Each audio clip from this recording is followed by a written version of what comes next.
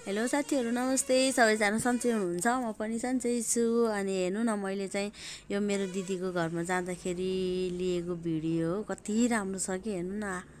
तपाईँहरूलाई पनि यहाँ घुम्न मन लागेको छ भने चाहिँ यो ठाउँ हो लेखनाथ महानगरपालिका 28। तपाईँ पनि यहाँ घुम्न जान सक्नुहुनेछ। यो यति राम्रो छ। त्यहाँबाट चाहिँ बेगनास देखिन्छ, पोखरा देखिन्छ, पोखरा एयरपोर्टहरू देखिन्छ। एकदमै राम्रो छ। तपाईँहरू पनि घुम्न सक्नुहुनेछ यो ठाउँमा।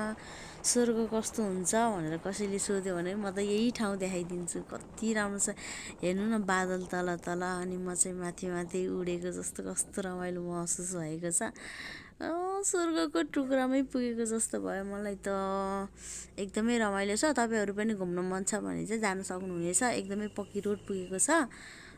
एकदमै सजिलो बाटो छ, त्यस्तो गाह्रो छैन।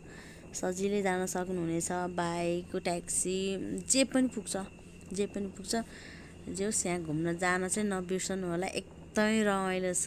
सररररर हेर्नु त, कस्तो राम्रो सुन्दर दृश्य होइन।